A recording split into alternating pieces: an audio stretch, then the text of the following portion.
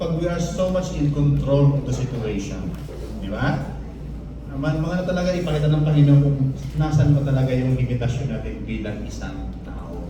At doon natin makikita na, Lord, ikaw talaga dapat yung priority ko sa aking buhay. Kasi bakit? Kung hindi na makakalaw ng Panginoon, wala naman talagang pwedeng mangyari. At pag inalaw ng Panginoon kahit ayaw mo, mangyayari at mangyayari yan. So, nung nakaraan ay we still continue to the series of the Word, the power to believe. Napakahalaga po na masundan natin yung idea ng word na paniniwala. Sabi nga, a person who he is right now because of the sequence of belief sa buhay niya. Kung ano ka raw ngayon, dahil lang sa mga series of belief sa sarili mo. But minsan, naniniwala ka sa mga bagay-bagay na mga sobrang spiritual kasi na yun yung mga pininiwalaan mo. And that is manifest to yourself. Pero nung nakaraan, nalisos sa inyo yung kahalagahan ng paniniwala sa mga pangako ng Diyos. Are we believe to the promise of God sa buhay natin?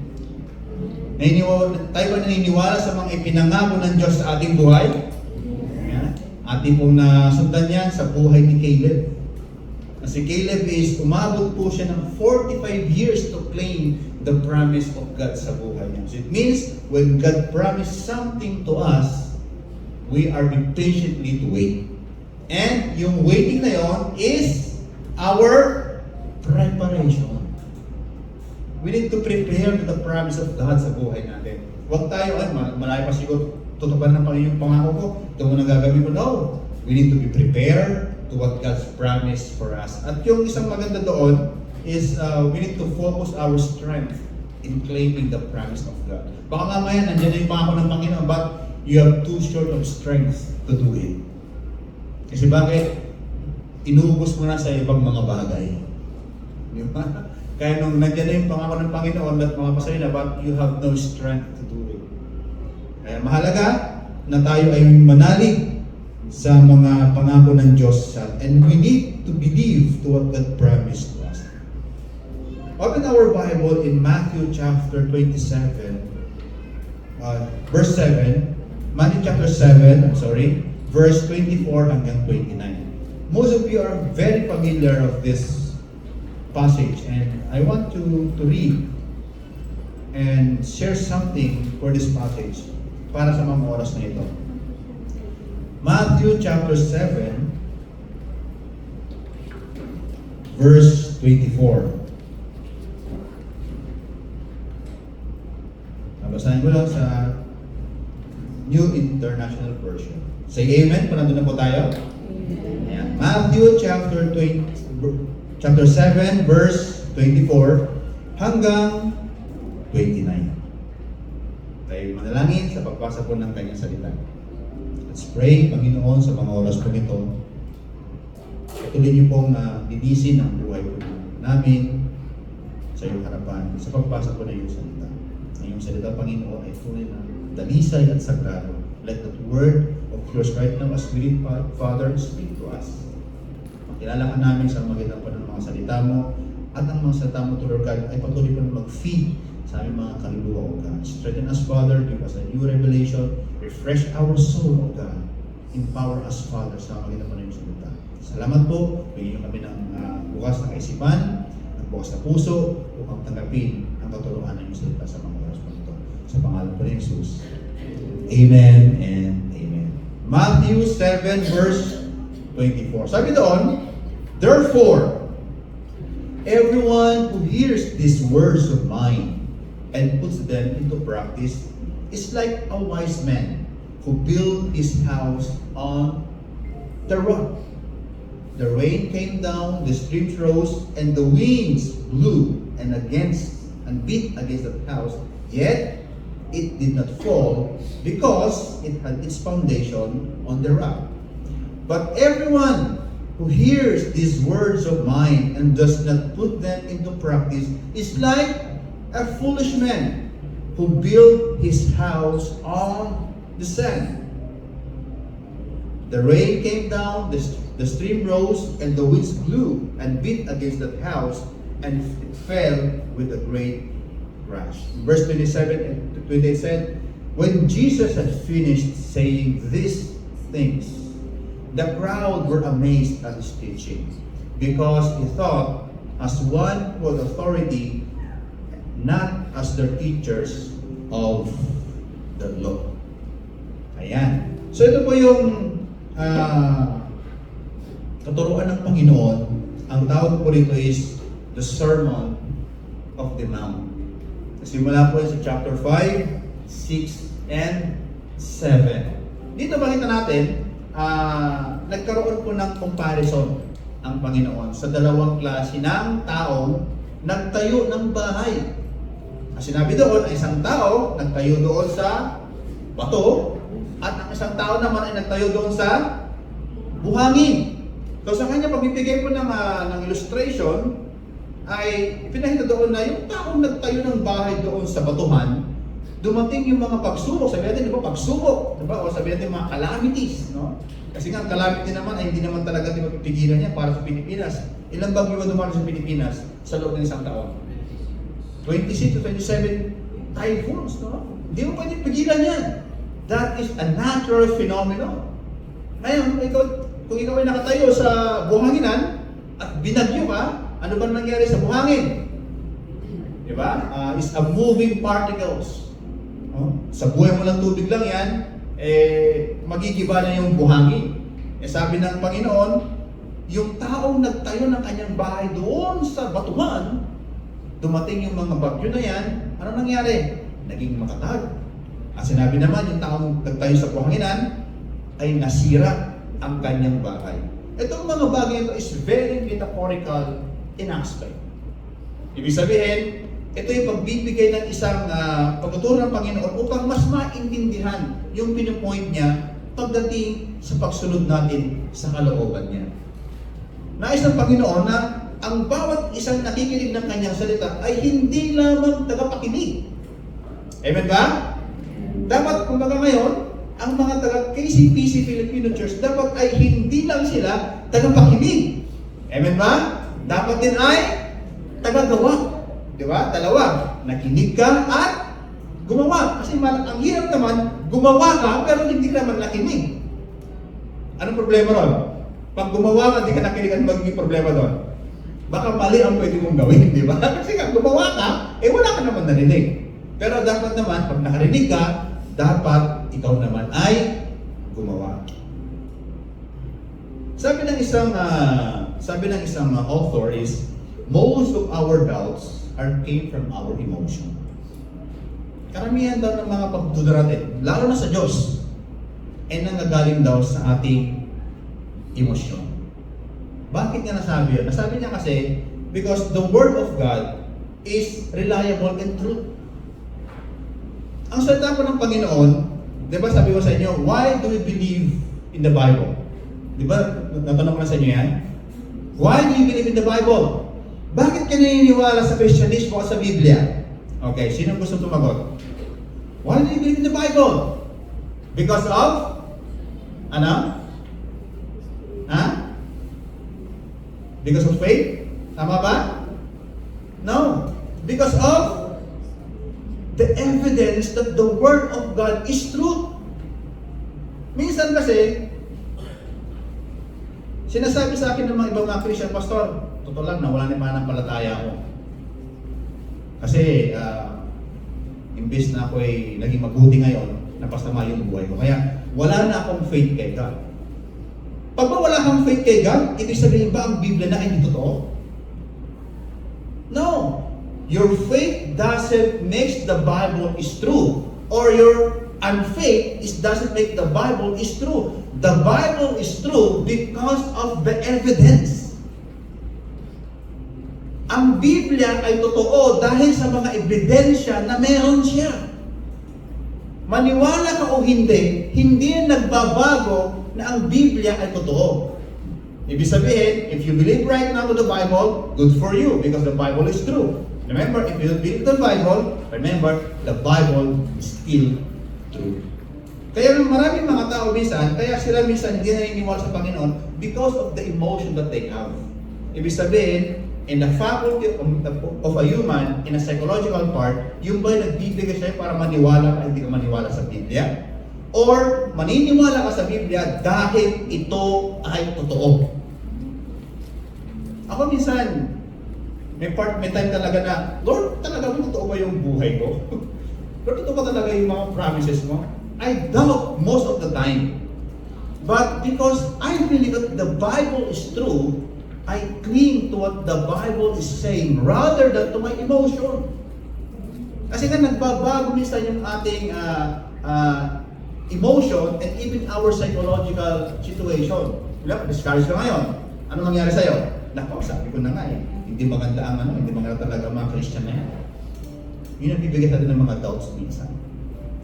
Pero remember, whatever happens to us, the Bible is still true. Whether you believe it or not. Bakit ko ba sinasabi, mga kapatid, ang mga bagay ito? Based sa ating binasa po sa Matthew chapter 7, verse 24-29, gusto ko pong bigyan ng emphasis that we need to have a strong belief in the Word of God. Parang kape, di ba? May mild, may strong, at mayroong espresso. Ibig sabihin, pag uminom ka ng soft coffee lang, maybe makakatulog ka pa, pero pag uminom ka ng espresso, sino nakatira mo ng espresso ito? Espresso ng klase ng kape. The very strong coffee. Yung Amerikano, medyo ano pa yan mild pa yan, pero espresso talaga, pag yan ay ininom mo, sigurado yan, hindi ka makakatulog. Gising lang kami mo. Diba? So we need to have a strong belief in God's Word, whatever circumstance sa ating buhay. We need to believe because a strong belief in God's Word is a shield against life's storm. Yung ating matinding paniniwala sa salita ng Panginoon ang magbibigay rin sa atin ng proteksyon sa mga anumang bagyo ng ating buhay. Nung ako po ay nasa insurance pa, ayan, nandiyan si Mrs. ko ngayon. Pareho po kami nasa insurance. Merong 4 na bagay nila yung sinasabi sa mga kliyente na hindi pwedeng iwasan. Na pag nangyari yun, immediate lang kailangan mo pera. Hindi mo pwedeng iwasan yun. Hindi mo alam kung kailan pwede mangyari. Pero pag nangyari yan, ang immediate na kailangan mo is pera. Number 1, kamatayan. Pwede bang i-predict ang kamatayan? Wala, di ba? But those things are surely to come. Pangalawa, karamdaman. Sabi ni Arvin kayo na, kasi na-realize na kailangan niya pag-alagaan yung kanyang health.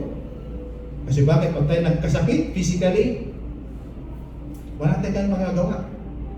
Kaya nga, health is wealth. Ano yung pangatlo? Disgrasya. At least si Brother Angel, may escort siya, di ba? Hindi siya na-disgrasya, di ba? Di ba? May tinanong sa kanya, paano kung ma-disgrasya? Mas mahirap yun. And we cannot predict yung mga bagay na yan. Akala mo, okay ka lang para yung nangyari ko sa akin. Alam ni Mishan, ang pauwi na ko, Jonathan, galing doon sa aking pag-food panda. Kung kailan ako relax ang drive ng aking motor, doon ako na-disgrasya samantalang nung maraming mga order sa akin, kailangan mga 10 minutes, 5 minutes, nandun ka na dapat sa kliyente mo. Hindi po ako na-disgrasya. Talagang kung sumingit kami sa mga sasakyan, sa mga taxi sa Baguio, grabe. Mabilisan talaga. Pero nung kailan ako relax, pauwi na ako, doon pa ako na-disgrasya. Kasi nga hindi mo talaga alam kung kailan ka na-disgrasya. But, itong mga bagay na ito, ay maaari tayo maprotektahan kung meron tayong malalim at matibay na paniniwala sa salita ng Panginoon. Amen ba? Then, ang salita ng Panginoon ay tunay at totoo. Sabi ng Bible, heavens and earth, sabi niya, will pass away. But my words will not pass away. Dineclare po ng Panginoon Jesus. Kaya we as a Christian, we need to have a strong belief in God's Word. Ako po, napakarami ko na pong mga paniniwala na isinuko para lang maniwala sa sinasabi ng Biblia. Pag sinabi ng Bible yan, I need to put down those belief or character or something na meron ako. Kasi bakit? Mas mahalaga ang sinasabi ng Word of God kaysa sa mga philosophy minsan ng mga narinig ko at mga nabasa ko. Because those philosophies is just for human, is just for on this earth. Pero ang salita ng Panginoon, pag pinanghawakan mo, habang buhay, manatili yan. So we need to have a strong belief in God's Word. 4 na bagay po yung isi-share ko, bakit mahalaga ang strong belief in God's Word. Why we need to have a strong belief to the Word of God. Although it's the basic teaching as a Christian, but I need to remind from time to time that we need to believe in the Bible. The Bible is the only book na na-translate po sa iba't ibang lingwahe at iba't ibang dialect. Kung ako yung pag-aaralan simula po nung nagkaroon ng Bible, you know what? Ang printer, na-invento po yan because of the Bible. Ano po yung unang trivia lang po? Ano po yung unang translation sa Pilipinas na lingwahe? Ang Bible. Yung unang-unang Biblia na itinranslate sa Pilipinas. Hindi po sa Tagalog. Hindi rin sa Bisaya. Hindi rin sa Ilocano. Hindi rin Kapampangan. Ano yan? Pangasinan. Kaya be proud, Mr. Risa. Sa lingwahe mo na i-translate ang unang Biblia sa Pilipinas. Ba't kailangan i-translate ang Bible? From Hebrew, Greek, going to English, at napakaraming version. Ito po isang hawak ko is one of the version of the Bible, the New Living Translation. Bakit? Ba't gano'n na lang yung ating mga theologians, mga teachers, na gano'n na lang nagkaingat i-translate ang Biblia mula sa iba't ibang lingwahe at dialekto kasi nga gustong iparating ng Diyos na mauunawaan natin ang kanyang salita. At dapat ang kanyang salita ay higit nating pininiwalaan sa lahat ng bagay sa ating buhay. At bibigyan ko kayo ng 4 na rason bakit natin kailangan paniwalaan ang salita ng Panginoon. Una, why we need to have a strong belief in the Word of God of the Bible is because number 1 is the strong belief in God's Word acquires life wisdom. Ayan. A strong belief in God's words acquires life wisdom. Sinasaya po ng salita ng Panginoon sa aklat po ng mga Proverbs. Tingnan po natin, no? May sinasaya po rito ang Proverbs chapter 4 verse 7. Sabi dito, wisdom is supreme. Therefore, get wisdom. Wisdom is supreme. It means the highest level of everything. Knowledge, understanding, teaching, everything. Wisdom is the highest. And the Bible tells us, therefore, get wisdom. And the Bible reminds us, in order for us to have wisdom, is we need to fear in the Lord. To fear in the Lord is the beginning of wisdom. Ano ibig sabihin ng fear of the Lord? Ibig sabihin ng fear of the Lord, yung pagbibigay mo ng honor sa Diyos ay pasimula ng karunungan. Kaya pala, pag tayo ay natututo ng sumamba sa Diyos, pag tayo ay natututo ng sumunod sa Kanyang salita, ibig sabihin, we are now entering into a wiseful way of life. Nagkakaroon ka ng karunungan sa buhay pag ikaw man ay natututo ka ng sumunod sa salita ng Panginoon, gawin ang Kanyang kalooban, sambahin siya, purihin siya, katakutan siya na hindi parang takot dahil ikaw ay may nagawang mali. Kundi yung takot ay ibig sabihin, isang malalim na uri ng respeto sa Diyos. And if you can do that right now, the Bible tells us, you are now entering into the wiseful way of life. Kaya mahalaga na meron tayo matinding belief sa salita ng Panginoon because it acquires life wisdom. People accumulate many possession in this world that appear valuable and significant. Di ba, marami tayong mga gusto rin minsan i-acquire sa ating mga sarili. Sa mga riders, di ba? Ang gaganda po ng mga bike ninyo. Ayan, di ba? Kasi bakit? Gusto natin maganda yung ating ginagamit and we need to acquire those things. Kung pwede nga lang, lahat ng mga part ng bike natin, mga soul pa ganda, gagawin natin yan. Kasi bakit? Nai-enjoy kasi natin pag ginagamit. Tama ba mga bikers? Tayong mga bikers dito. Ayan. Yung mga pinaglumaan nyo, pwede nyo magbigay sa akin. Diba? Maging din sa atin lahat, hindi lang sa material things, sa mga achievement natin, bakit mahalaga ang pag-aaral. Bakit inuturo ng mga magulang ng ang pag-aaral isang napakahalagang bagay sa isang bao, sa isang tao. Kasi bakit? Sa kanyang buhay, pag meron talagang ng pag-aralan, meron kang magandang posisyon sa mundo ito. Halimbawa, tapos ka ng pagiging abugasya. Pero, hindi naman yun yung sukatan na ikaw ay magiging isa ng successful. Kasi marami naman mga hindi academical na pagtapos, pero naging successful sila sa buhay nila. Ang pinupunit lang doon, it means if you have that kind of training sa buhay mo, meron kang magandang position sa mundo ito. Kaya ano sinabi sa Matthew chapter 7 verse 24, therefore, anyone who hears these words of mine, and ano sabi doon? Put them into practice. It means we need to practice what the Word of God is saying on us. Practice means is you need to put something in action. Tama ba? From theoretical, going to practical. Halimbawa, simple pagbibigay. Sinasabi ng Bible, tayo magbigay ng ating ikapo. Tanong ko sa inyo, pinapractice na ba yan? Kasi sabi ng Bible, may kaakibat na pangako. Di ba?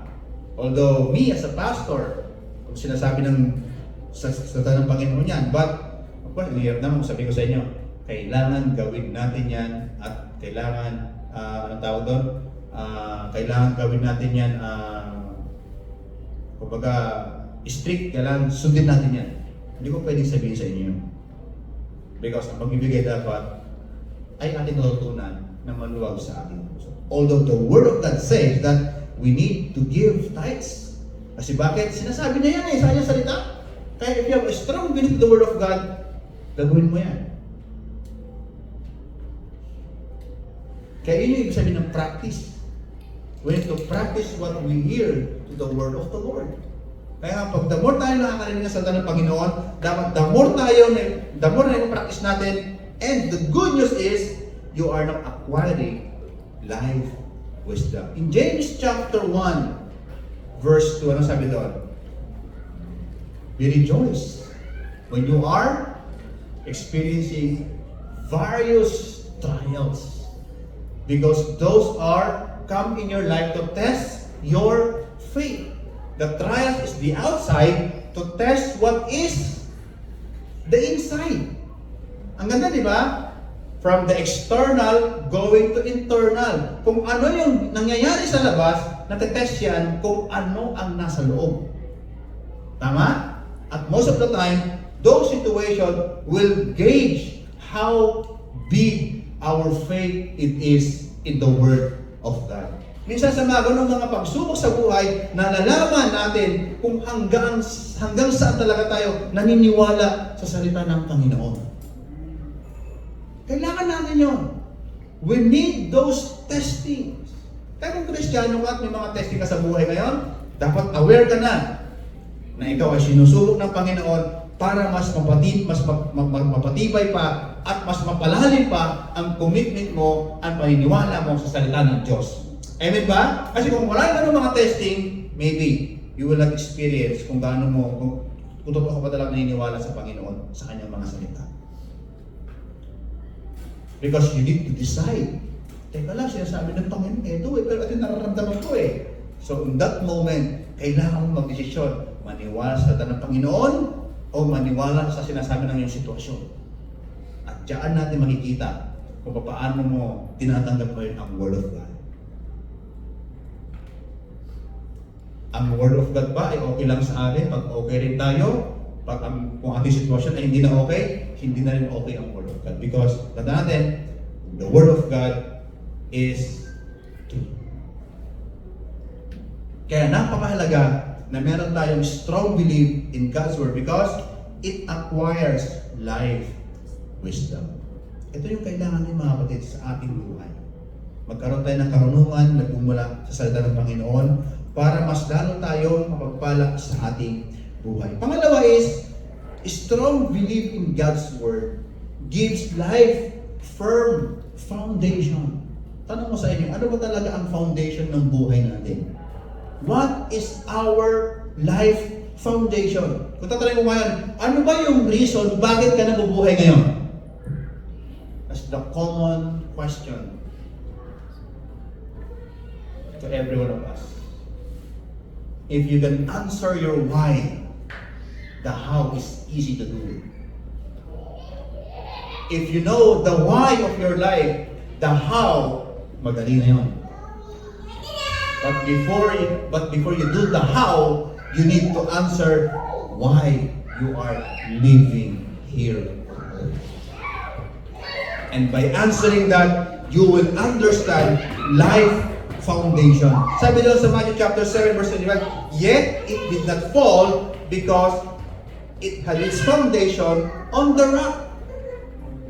Ibig sabihin, yung bahay na sinasabi ng Bible dito, hindi siya nagiba, hindi siya nasira, kasi nga siya ay nakatayo sa isang pundasyon na kung saan ay bato. The same with us. We need to have a firm foundation sa ating buhay. Kasi kung wala tayong firm foundation sa ating buhay, kung sino-sino na lang dyan, yung ating sinusundan. But maraming mga tao, so pag may sinuot yung kanilang idolo, yun din yung gusto nilang isuot. Napansin niyo ba yun? Sino rito ang naging idol ni Aga Mula? Kuya Ricky, yun ba yun? Mali pala ito ko. Ninyo mo lang pala. Di ba? Di ba usually, sa isang tao, typical kung ano yung ginagawa ng idolo mo, yung kung ano sinusuot niya, yung sinusuot.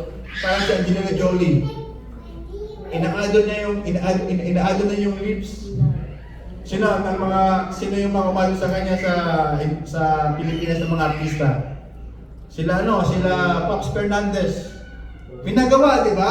Hindi ka bagay, pastor, baka story power. Di ba? Pinagawa, di ba? Ang sagwa. Hindi bagay. For the sake of those idol, kailangan lang gaya. Kasi bakit? Isang bagay lang yan, totoo. Wala silang identity. Walang pundasyon ang kanilang karakter. Kaya kung sino lang kanilang maibigan, ginagawa nila. We need to have a firm life foundation. Mangyayari lang yan kung meron tayong matinding paniniwala sa salita ng Diyos. Sino mo nagtry ito na nagsuot lang ng kahit na 5 pisong ukay-ukay? Doesn't matter. Kaya mo magsuot ng mga hindi mamahaling damit? Ha? Di ba? Okay lang ba? It means, kung kaya mong suot ng ganyan, ibig sabihin, you are identified by what you wear. Although, kailangan din talaga natin maging decente sa buhay, mga kapatid, no? Pero kung kaya mong magsuot ng ganung mga bagay, it is identify na yung sinusuot mo ay hindi talaga define you, hindi yung describe. Kundi, gusto mo lang isuot yun. Ibig sabihin, you have a firm foundation of your character. May mga tao kasi na pag wala silang ganito sa buhay nila, feeling nila mahirap sila.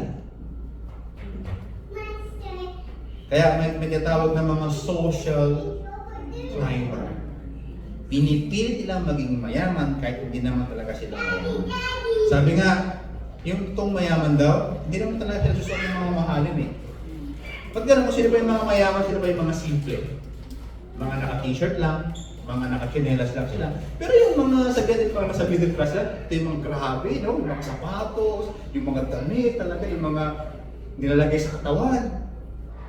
Tapos bilang mayaman sila. No. We need to identify, we need to firm our life foundation, not in this word, but primarily in the strong belief to God's word. Ano ba yung basic life foundation? What is the basic life foundation dapat alam natin? Basic life foundation is about your purpose and the meaning of your life. Ano ba talaga yung purpose mo? Bakit ka nandito sa mundo nito? At ano yung meaning ng yung purpose? Pag yan maliwanag sa'yo, everything in your life parang isang diretsong daan na lang. Hindi yung parang eto sa kaliwa, sa kanan, no, sa likod. No. Pag nalaman mo ang purpose mo sa buhay at yung meaning ng iyong purpose, magkakaroon yan ng isang diretsong daan na lang. Means, hindi ka na basta-basta na-distract sa mga bagay-bagay sa paligid mo. Ang tao kasing distracted, ito lang yung mga tao minsan walang plano sa buhay. Totoo naman yun, di ba? Pag wala kang gagawin, bigla kang inaya ng kaibigan mo, o tala, no, ibang tayo. Kasama ka, di ba? Kasi wala kang gagawin. O nga, wala mong gagawin, kasama ako. Kaya most of the people na i-provincian, yung mga taong walang plano sa buhay. Amen ba? Pag wala kang plano sa buhay mo, madali kang ma-influensyahan ng mundo ito. Pero yung mga taong may plano, hindi, busy ako kasi kailangan kong tapusin to. Hindi, busy ako kasi kailangan kong basahin ng book of Exodus, Genesis. So hindi ka basta-basta na-influensyahan ng mga taong yun. Because you know your purpose and you know the meaning of your purpose. Believing in God's word gives life greater purpose. As you live in the light of God's eternal plan, rather than being consumed by temporary concern. Pag nabasa mo ng Word of God pala is tinuturuan kang magpuri sa Panginoon, ito ang nagiging purpose mo.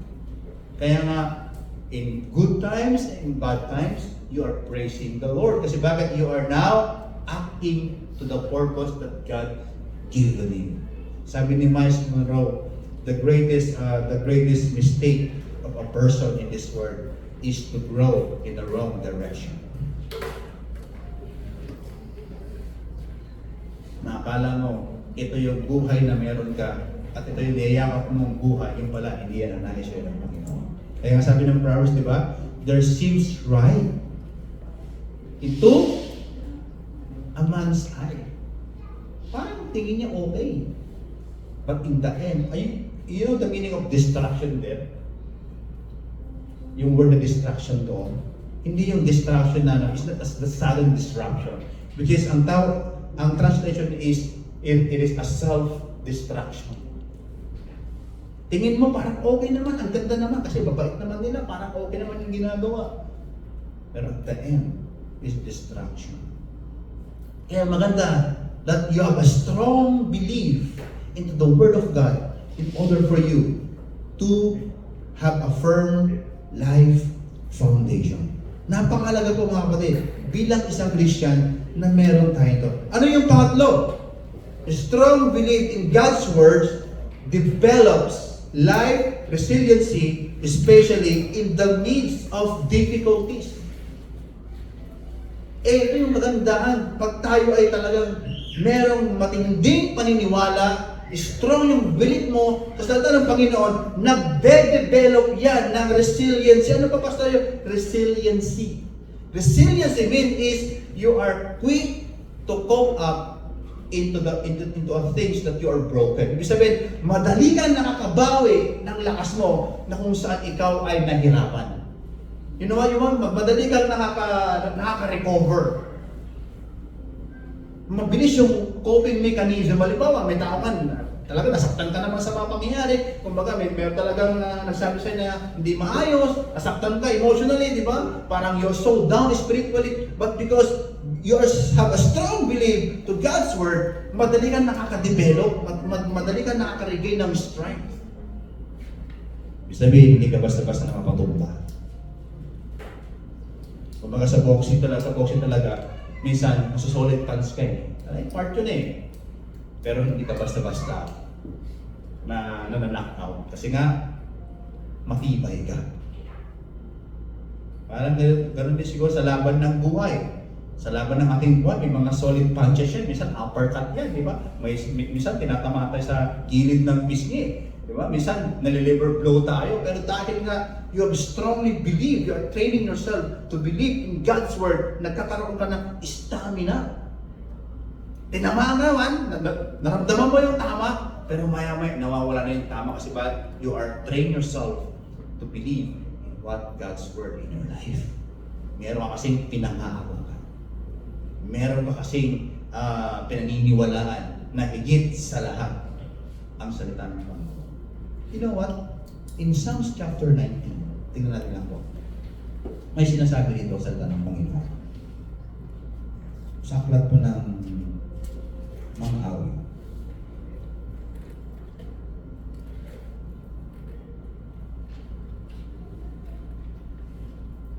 Sabi doon sa 19 chapter 7, sa awit 19 chapter 7.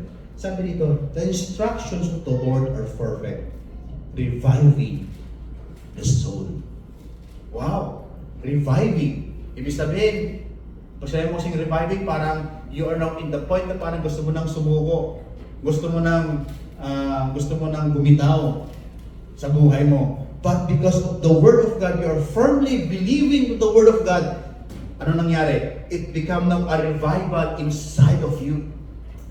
Imbes na pagsuko na naramdaman mo, lalo ka pa naging mas malakas, lalo ka pa naging mas ganado sa buhay, mas lalo ka pang mas tumibay. Kasi bakit? Ang salita ng Diyos ay nagpapatibay ng ating kaluluwa. Amen po ba? And that's why we need to have a firm, strong belief in the Word of God. Because it develops life resiliency, especially in the midst of difficulty. You are better equipped to face challenges knowing that your faith anchors into God's eternal Word. Totoo lang, maraming laban sa buhay natin na ang nakakaalam na talaga is between you and God. Amen ba? Kaya nga, faith is personal. Hindi pwede yung faith ko maging faith din ng mga anak ko. Ano yung ko no? Faith is personal. They need also to develop their faith sa Panginoon. The good news for us right now, as a church, napapaalahanan tayo sa area na ito. Ito ang kagandahan na meron tayong fellowship. Ito ang kagandahan na meron tayong sinasamang body of Christ. Napapaalahanan tayo sa mga bagay na ito. Sabi doon also, Matthew chapter 7 verse 25, the rain came down, the stream rose, and the wind blew and beat against that house, yet it did not fall. Hindi siya natumba. Hinampas siya, binayo siya. Sabi ng Bible, no? Lahat na nang ginawa sa kanya, pero tandaan ninyo, hindi siya natumba. Why? Because the kind of strong belief in God's Word that develops sa kanya yung word na resiliency. Mas lalo nagiging matibay ang isang tao na dumadaan sa pagsubok. Di ba sabi nga, the greatest battle are just only for the strongest soldier. Ano yung sa pang sinasabi ko sa inyo? A person that hurt the most is the one who God used the most. Eh, yung mga pain ninyo ngayon, mga nakaraan, tandaan nyo yan, may purpose yan.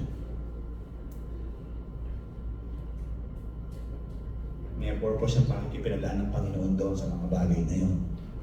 Because someday, maybe not today, not tomorrow, time will come. If you learn God's Word, those are become now your powerful testimony.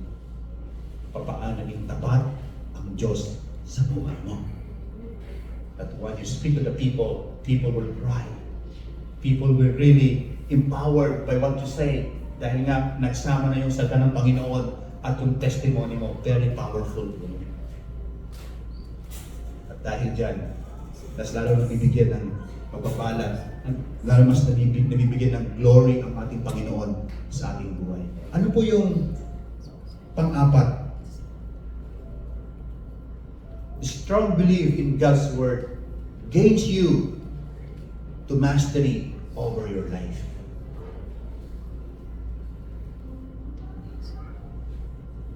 Are you the master of your life? Sabihin, kaya ba talaga ang master ng buhay ninyo or yung iba ang master ng buhay ninyo? Sabi siya ng Bible, may dalawa kasing master eh. Di ba? Sabi ng Bible. In fact, you can read that in Matthew chapter 7. In the old translation, the word mammon, or in the new translation is money. Dalawa raw ang master eh, sabi ng Bible eh, ang pera at ang Diyos. Hindi raw pwede dalawa ang master ng isang tao. Hindi pwede pareho ang master ang pera at ang Diyos. Kailangan daw para magkaroon ng master, yung isa, itakwil mo, at yung isa ang susundin mo. Kaya dapat, alam natin kung sino ba talaga yung master natin. Who is the master of your life? Tayo ba? Yung impluwensya ng mundong ito? Yung mga iniisip ba ng tao sa atin? Yung ba yung mga master ng buhay natin? Or yung sinasabi ng salita ng Diyos sa ating buhay? Mamili kayo. Who is your master right now? If you try to master the things of this world, tandaan nyo, those things just temporary. Nagbabago po sila. Pero nagbabago, di ba? Ano ba ngayon ang conversion ng one? Minsan 42, minsan 41. Tama ba? Sa mga nagpapadala dyan, di ba? Salamat na lang, hindi na ako magpapadala. Kaya wala na akong conversion. Kaso nga lang, nakul. Di ba? Di ba nagbabago? Kaya kung ang master na sa ating buhay is yung mga bagay na yun, tandaan mo, ang buhay mo rin nagbabago. Kaya mahalaga that we need to have a strong belief to God's Word because it gains us to master our life. Ano sabi nun sa Matthew chapter 7 verse 28 and 29? When Jesus had finished saying these things, the crowd were amazed at his teaching because he thought as one of who had authority, not as their teachers of the law. Can you imagine? Those people are teachers of the law, but pag nagtuturo sila, parang wala lang. There's nothing. But when Jesus Christ came to them and teach the Word of God, oh! Grabe itong taong ito. Napaka-powerful niya magsalita. Kasi ba, remember, Jesus Christ strongly believed to what God's Word is saying. Yes ba? Amen ba? Siya mismo kasi yung naniniwala sa salita ng Panginoon. Sa salita ng kanyang Ama. Kaya nga, nung nagturo siya, naramdaman ng mga tao yung kanyang authority. It means Jesus Christ, He gains mastery over His life. Not the other people's life. Ito yung gusto ng Panginoon na dapat mangyari sa atin. Na dapat maging master natin ang ating buhay. At mangyayari lang yan kung meron tayong matinding paniniwala sa salita ng Panginoon. Sabi nga ng isang author, mastering other is a strength, but mastering yourself is a true power. Ibig sabihin, kung magaling kang makipag social skills, no? Na parang you can balance yourself with the other people na parang wala kang nakakaaway. That's good thing about that, social skills. But you know what? Mastering about yourself, kung ano yung galing mo, kung sino ka at kung saan yung pwede mo pang i-master or pwede mong i-ina sarili mo, yan daw ang true power. Ang tawag yan, self-awareness. Aware ba kayo sa inyong mga sarili? Do you aware to yourself? Aware ba kayo minsan na pag nagsalita kayo, meron ng mga tao na sasaktan? Aware ba kayo doon? Pag hindi kayo aware na, ibig sabihin, kailangan mo ng self-awareness. That when you speak something, for you, it's just a joke. But to other people, it's a perk. Pag hindi mo nalalaman niya, ibig sabihin, mababa pa ang self-awareness mo. You need to train yourself to be aware of who you are in order for you to be master of yourself. Kasi baka mamaya, iba ang nagmamanipula sa'yo. Baka mamaya yung mga desisyon ng ibang tao ang sinusunod mo, hindi na talaga yung gusto mong mangyari. Maraming ganyan mga tao. Nakadepende na lang sila kung ano yung ginagawa ng ibang tao.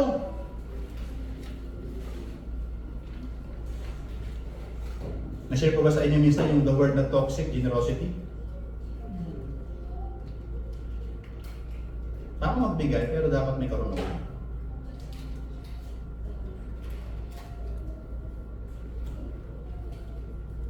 So, paano ba tayo patuloy na magkaroon ng gain over ourself or to gain us our life, over our life?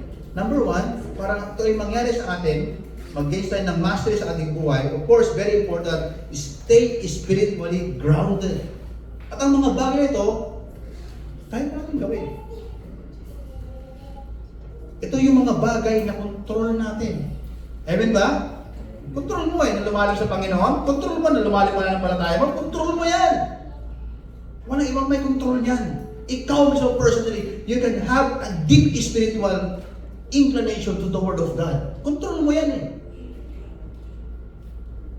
In faith is important to you or for us.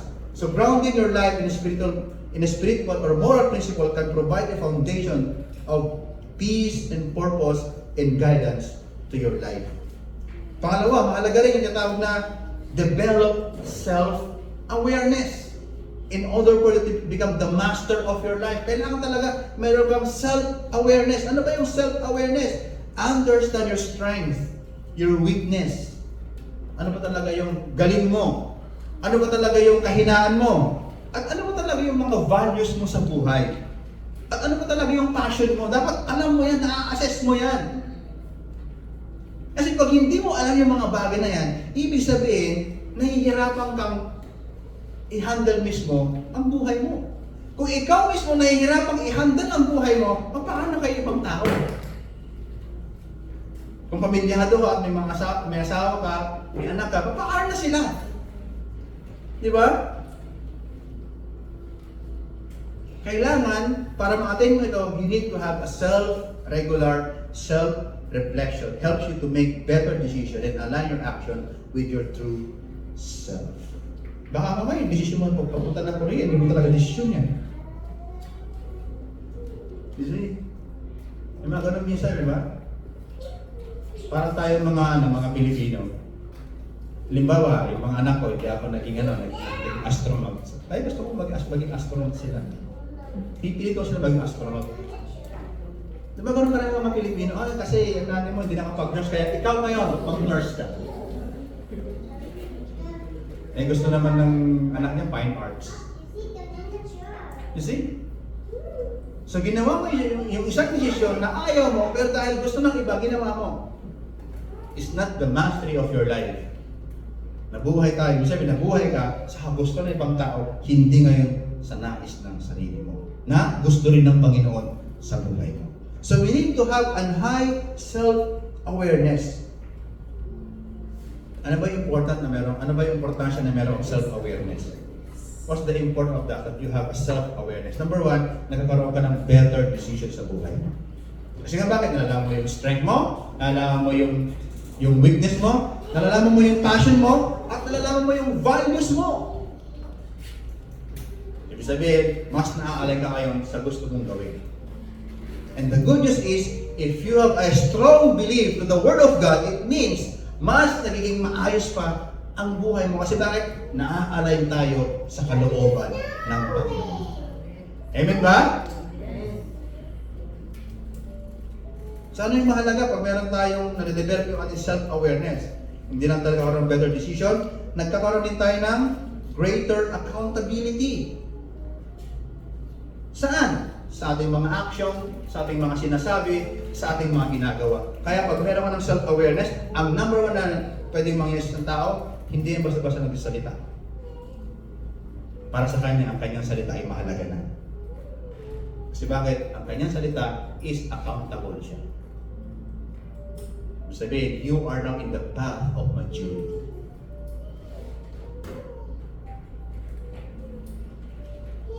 Pero mas maganda minsan yung konting salita na lang kasi napakarami.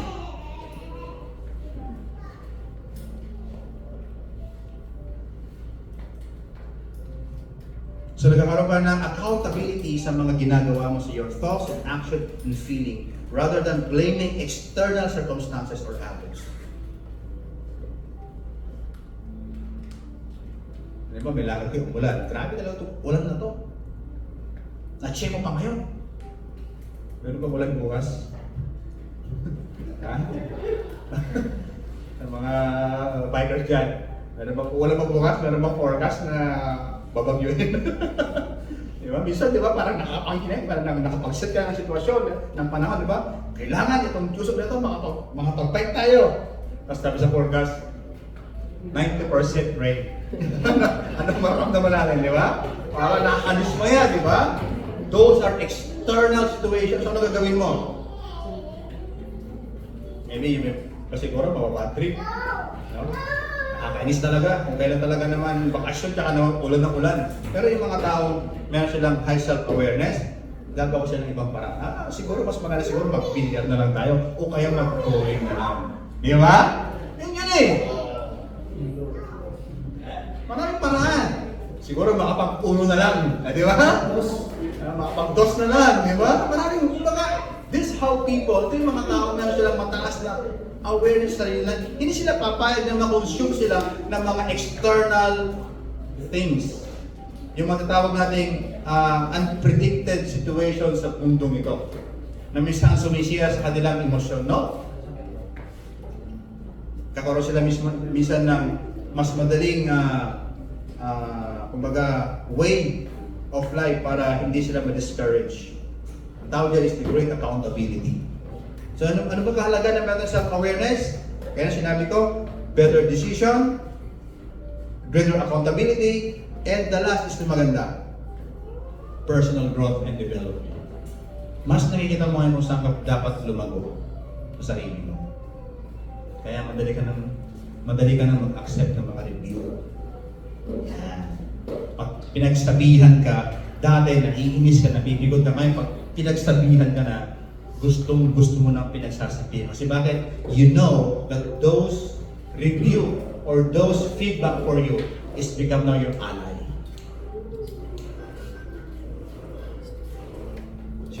Sino pa rin ito hanggang ngayon kapag pinagsasabihan, nagtatanda? Sino rito? Pag pinagsabihan pa rin until now, nagtatanda. Ha? Kasi may dalawa kasi feedback eh. May constructive and destructive. May mga tao talaga na ang intention nila sa saktan ka nila at sasabihin nila yung mga mali mo sa mga masakit na paraan. May mga tao naman na mahal ka nila at sinasabi sa isang malumanay, constructive way yung mga kahinaan mo. Pero kung titusin mo, the bottom line, those feedback is the same. Tama? Parehas eh. It's up for you na lang kung paano mo siya tinatanggap. If you have an open heart and open mind to accept those feedback for your growth, good news for you.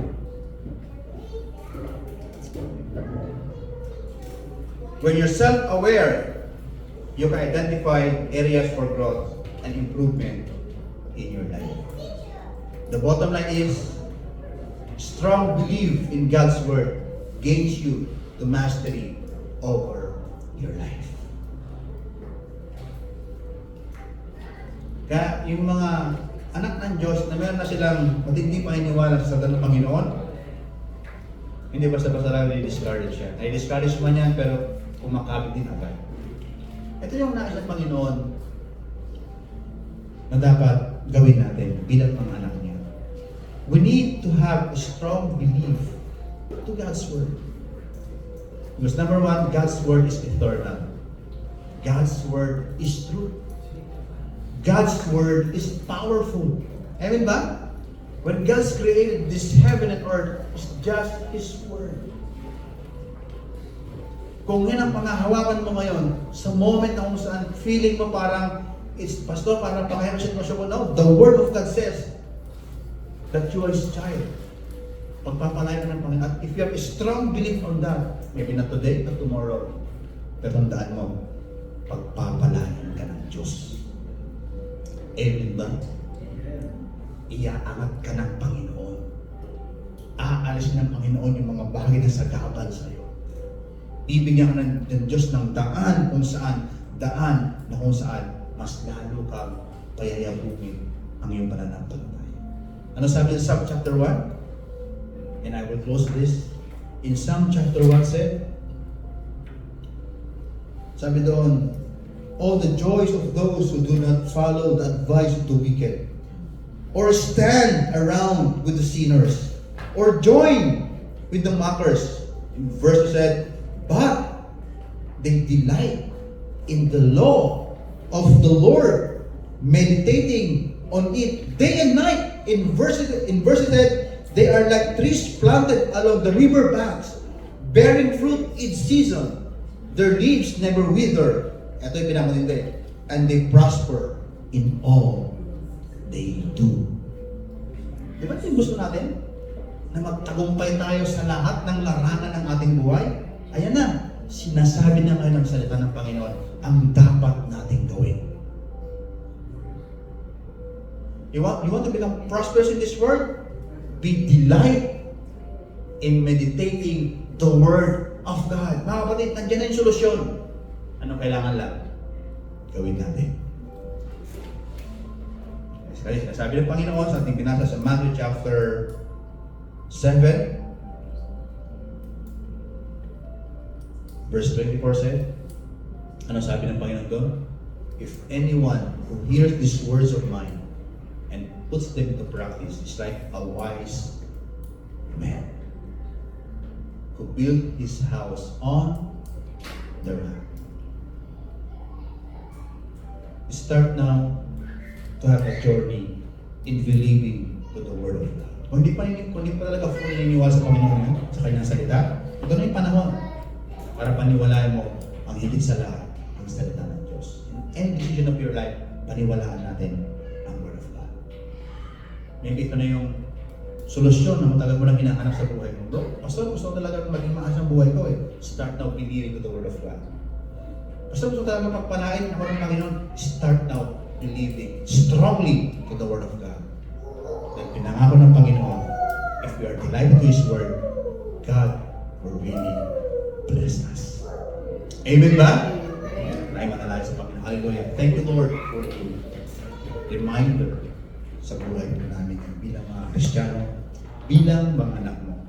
Na kami mismo, Lord God, ay hindi lang hearer ng iyong salita. It's not just the hearer of your word, but also, Lord, the doer of your word. As the book of Psalms said in chapter 8, verse 3, Lord, of chapter 1 ng Psalms na, whatever they do, prosper. Panginoon, ipinakita mo na yung dapat namin gawin bilang mga anak mo. Na dapat kami mismo ay very delighted sa salita mo, Panginoon. Na nandoon, day and night, Lord God, nandoon ang salita mo, mahal na mahal po namin.